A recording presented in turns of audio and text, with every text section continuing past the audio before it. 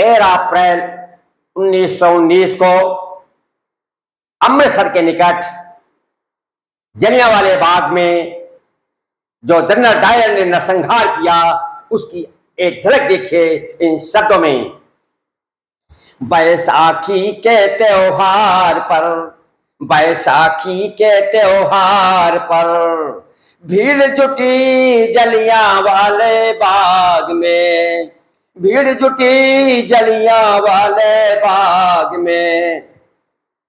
General Dyer का था curfew, general Dyer ने कर्फ्यू लगा रखा था कि कोई भी उत्सव पंजाब में नहीं होगा, लेकिन फिर भी उत्साही लोगों ने जलियांवाले बाग में उत्सव मनाया। जनरल डायर का था कर्फ्यू, जनरल डायर का था कर्फ्यू, नहीं उत्सव होगा पंजाब में, नहीं उत्सव होगा पंजाब में। अब क्या किया, बाग के चारों 10 फीट बाड़ लगा दी गई, जिससे उत्सव का दृश्य बाहर न दिखाई पड़े। 10 फीट ऊंची बाड़ लगी थी, 10 फीट ऊंची बाड़ लगी थी जलियांवाले बाग में, 10 फीट ऊंची बाड़ लगी थी जलियांवाले बाग में।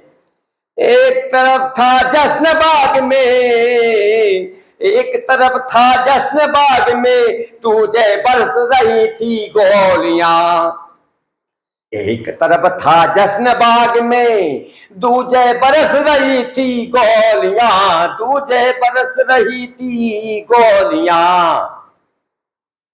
ऊंचे पर थी डायर की सेना, ऊंचे पर थी डायर की सेना, जहां से बरस रही थी गोलियां, जहां से बरस रही थी गोलियां।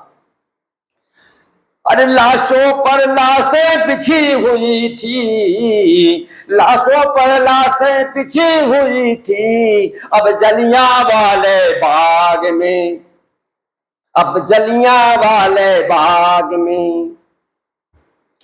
और रुधिर प्रवाह से बना सरोवर, इतना बड़ा नरसंहार हुआ कि पूरा बाग रक्त से भर गया और तालाब बन गया।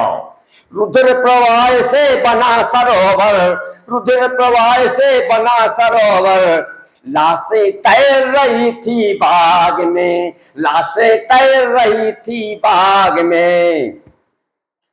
क्रूर डायर का फायर बंद नहीं, क्रूर डायर का फायर बंद नहीं, जब तक अंतिम गोली पास में, जब तक अंतिम गोली पास में। और इस नरसंहार से सारे भारत में दुखी हो गया, और इस दुख से प्रभावित नाइटहुड की पदवी कविवर रविन्द्रनाथ टैगोर ने वापस कर देते हैं। अब था सारा भारत दुखी इस नरसंहारी घटना से, अब था सारा भारत दुखी इस नरसंहारी घटना से। नाइटहुड पदवी लौटाई, नाइटहुड पदवी लौटाई बंगाली कवि टैगोर ने, बंगाली कवि टैगोर ने। धन्यवाद।